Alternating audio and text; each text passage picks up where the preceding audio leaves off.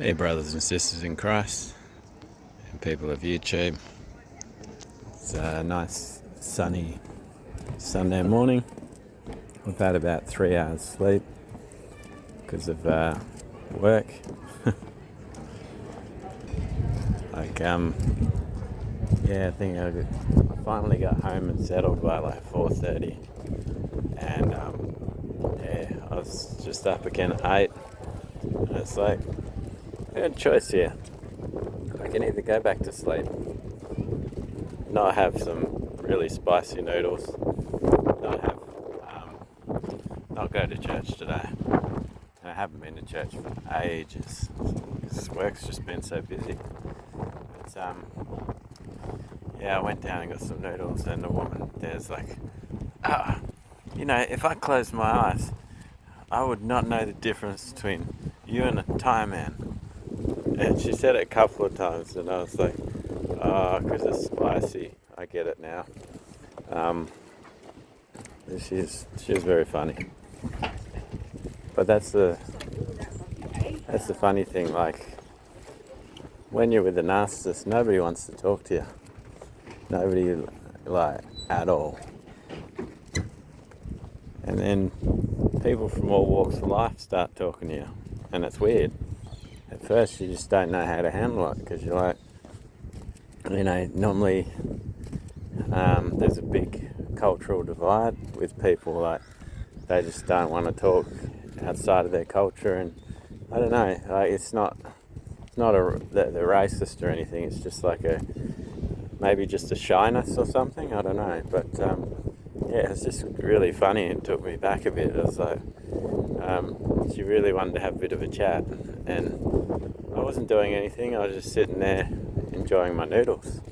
It's just I put a lot of chili in there today, but I really miss my spicy noodles, so I kind of overindulged a little bit, and boy, it was good.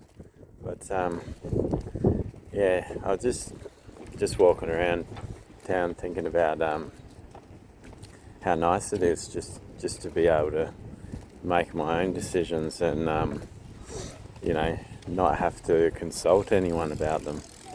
Because once you get with a narcissist, one of the first things they try to do is take away your control, take away your ability as a man to lead. And that's one thing I used to pull the narcissist up about all the time, was they'd make jokes about them being the queen, being the boss, and I'd just pull them up and say, well, okay, you can be a queen if you want to, but you're not the boss. I'm in charge. And I said, but I'll listen to what you have to say, but at the end of the day, I'm going to tell you whether we're doing it or not. And she sort of hated this. She's always like, her pride and her ego, she'd be like, yeah, right, and would always argue it. This is pretty nice today. I don't know, I normally like looking at boats, but it's pretty nice. That's the funny thing, like, someone was always like, oh, you're not the boss, like, always fighting for power. And I'm sitting there looking back today and thinking on that time, and it was always like I was the one that was always organising everything, getting everything done. Like, for instance, anytime this person's kid needed something like after school activities, to play with his friends, I was the one that had to organise everything and do the work. And it's like, it got to a point where, like, I'd have like my job in the day, and then I'd have to come home and I'd have to sort of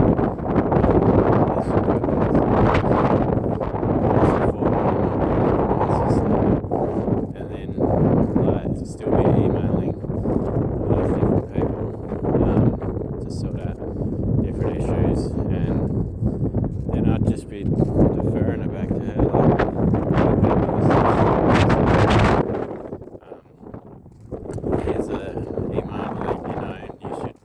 pay that and sort that out, because that's actually your kid. And at the time, I was thinking, the narcissist was not nice to me in a lot of regards, but especially when it came to their kid. It was their kid whenever they wanted validation or they wanted to point out who was boss, but when it came to doing anything for them, it was yours. Like, they just palm it off in a heartbeat. And when the discard happened and I didn't take her back, I was still getting like all these emails to do with her kid. Like, it was really none of my business, but so I just flat out told him. I said, look, found out my ex is a narcissist, we're going through separation, can you please, here's her email, and get her to sort out the stuff to do with her kid. And it's like, oh, sorry to hear that, but we'll get on to him. And I'm sure they'd be the sort of people that the narcissist would have trouble fooling, because of the amount of emails I'd had to send to these people to ask about their child, and just to get pricing, get know what time of year this thing goes on for, all these different questions, back and forth, and even things that they later on decided they didn't actually want to do. They were just like dreaming. You still had to do all the legwork, and now I don't have to do any of that, so take it as a great joy when a narcissist leaves you, because suddenly your schedule clears up. You got a lot more time to focus on yourself and to just get better at everything in your life that you're doing and trying to achieve. Even just your work improves, your health, and just the ways you speak to people as well. Like you end up having a lot more people shaking your hands, wanting to get to know you, because when you're with someone that even can't admit the fact that you're the boss, they've got to have their way there as well. It leaves you feeling kind of drained, and like you lose your confidence, because you think when you go out in public, your persona is kind of important, and your reputation. And the narcissist cannot have their reputation tarnished, but they'll do yours in public. And it gets to a point where you're just bowing your head like, in shame that you're with this person. And once you've been separated from them for quite a while, you actually, your confidence comes straight back. And the healing actually only takes a few months. Like, if you put the work in, and instead of thinking, like you're just like someone that's been discarded, if you just go, well, good riddance, and you just move on with your life, you actually heal very quickly. And I'd say that you should journal though, and just like what I did was just write down statements like, she meant to do these things, she meant to cause harm to me. Truthful statements are not just something that I've made up, but truth, like actually how they felt behind the mask. And once you put a few of these down, you quickly you move on pretty quickly. You just go, well, this person's just nasty. And life's just gotten so good. Like, I've met so many people just in my job and doing my day-to-day life, and it just comes so easily. It's so seamless since I left this person. Like, I'm more confident than before I met them, because before I met them I had a level of confidence, but just all the things you go through with them actually increase your confidence as well. You just think, well, if I could survive that, I could survive pretty much anything. And it really helps you to grow and realise what's important in life. Like, if you imagine looking after someone else's kid for years as if it was your own, and then that little rat bag treating you like you're disposable as well, yet they were draining your finances the same as their parent and always manipulating their parent into getting what they wanted, and then you leave that person behind too. It just it creates space in your heart for new people.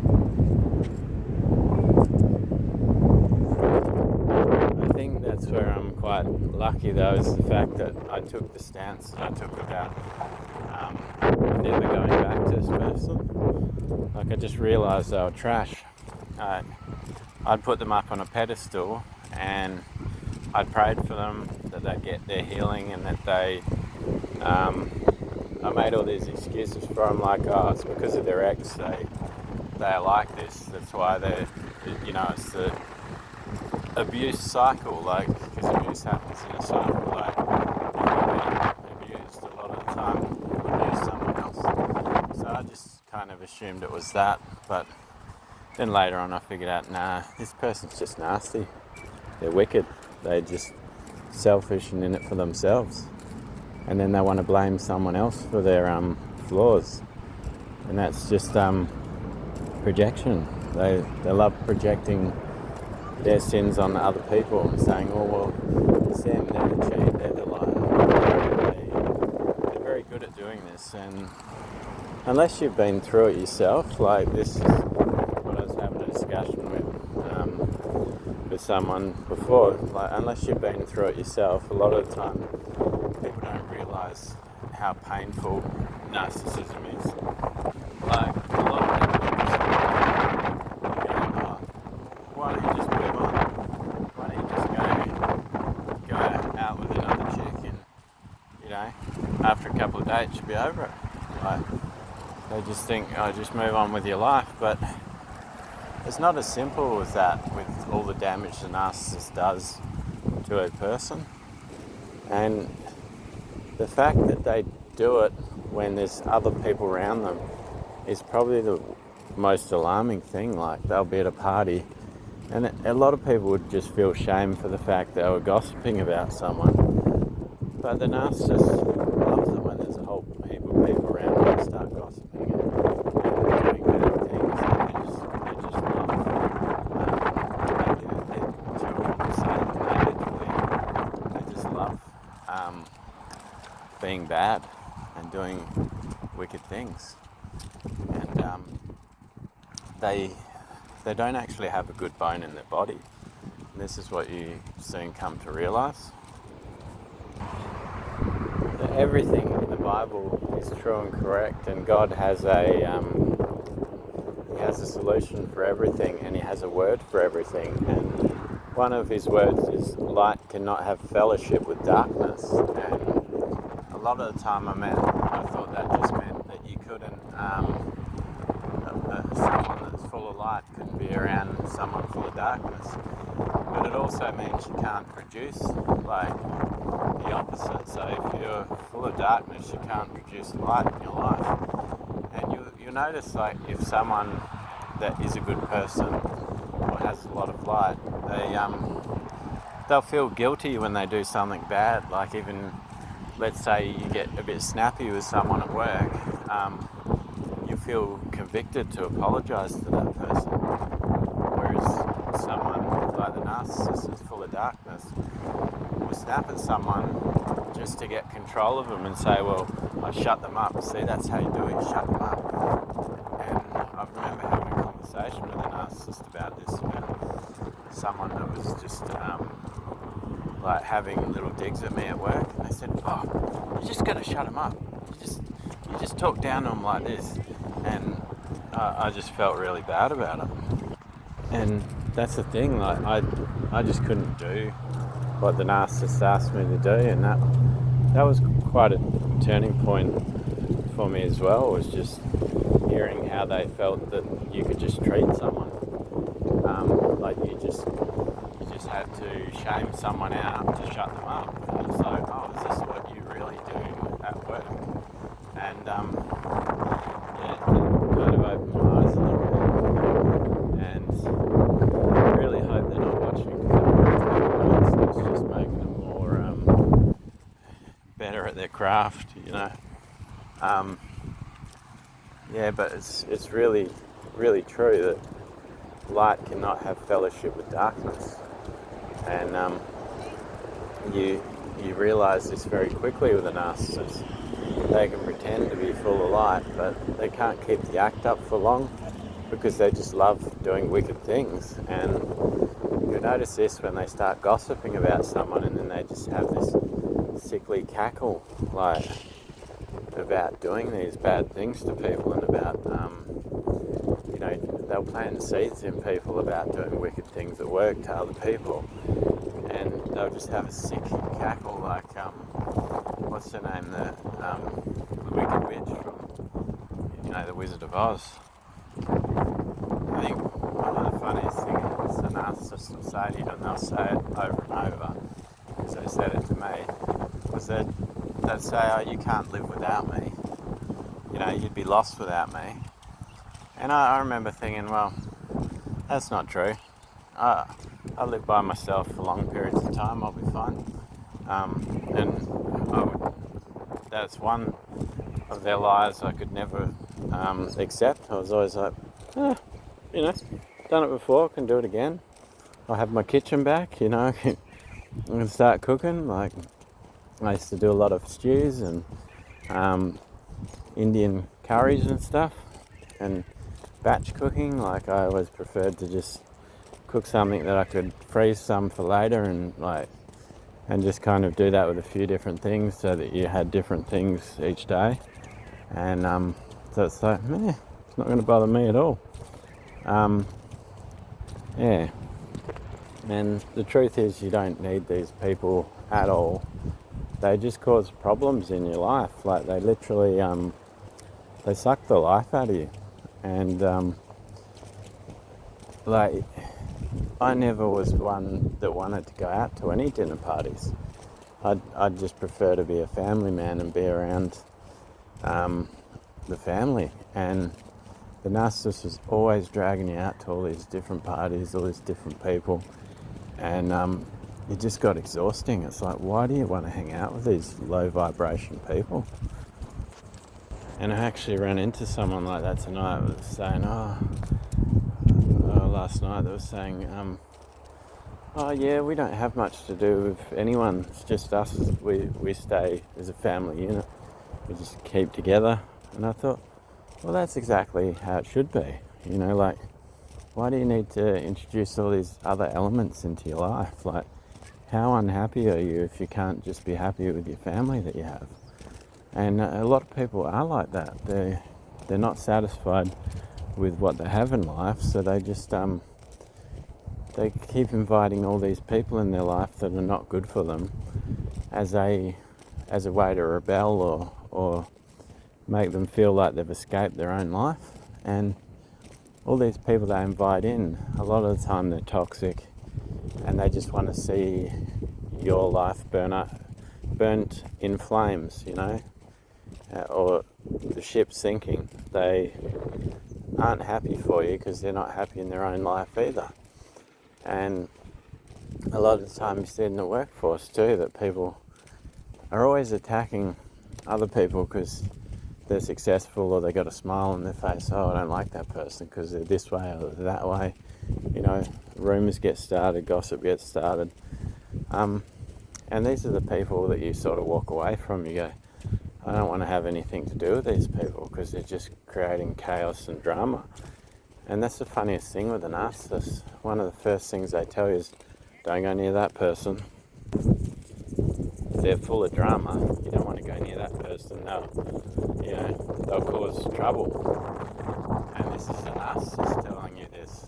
And then you find out later the narcissist is not practicing what they preach. They're the one that actually is creating the drama in the first place. And a lot of the time, since I split from the narcissist, I'm like, who did the narcissist have? They told me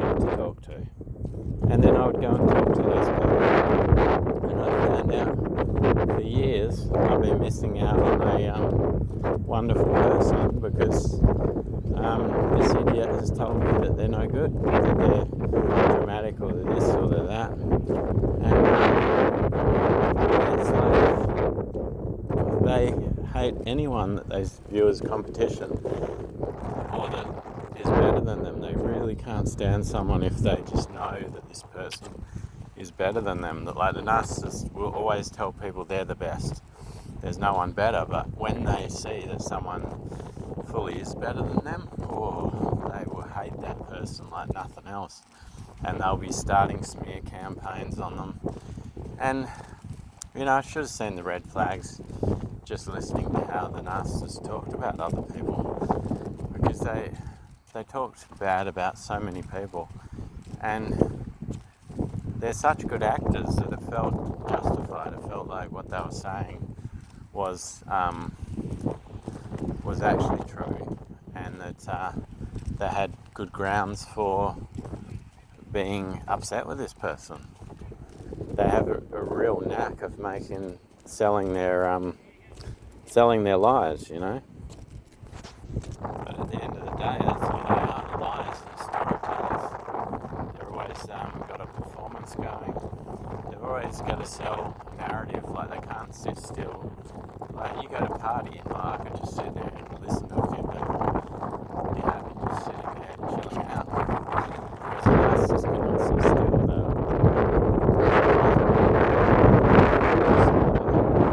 Looking at all the guys and girls in the room, which ones are the best picks for me? Who can I take home? Who can I meet halfway through my working day? And who should I sell some stories to? And who can I bitch about tonight? And they're always just running around circles, running game. And my narc's excuse was that she had to take photos of the event. Like, any party we went to, she had to take 1 million photos. And how can you enjoy something like that when you've got some clown running around taking photos of everything and videos of everything? But they needed evidence of everything just in case they need to run a smear campaign on anyone. They've got video and photo footage of everyone from the party.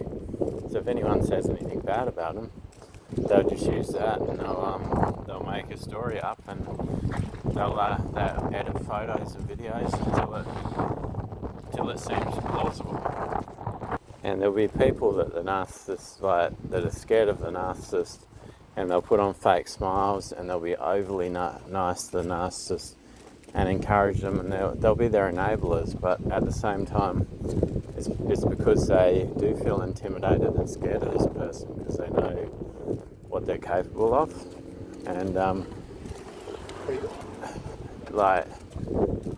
I just always used to think maybe they just aren't very good at being happy. They just got to put a fake smile on. But no, they just were scared of this person, and they knew, hey, if we don't join in on her performance, she's going to come after us next. So they would enable her by being scared of her. And this is just how insidious one narcissist can be. Like, they can destroy a whole community of people. They're just like no better than a cockroach, really. One of the other narcissists in my life was my brother. And I remember looking back on videos I'd taken of my mum when she was getting sick.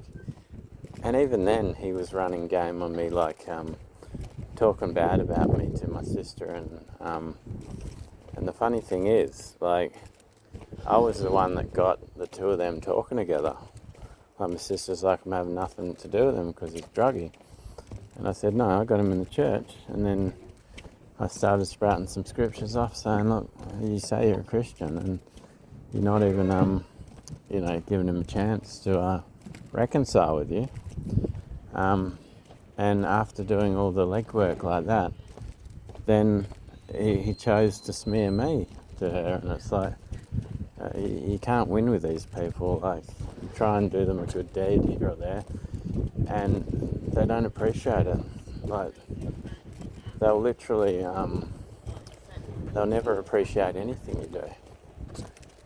I know this because my narcissist didn't appreciate anything I did, and it was all the things that she said if I wanted to be with her I had to do, and so I did them, but then it still wasn't enough for her. It's like, oh, that's the least you could do, that's the least you could do for me. This is how prideful and arrogant they get. Anyway, God bless all of you. Remember, Jesus loves you, I love you, and have a blessed day in Jesus' name.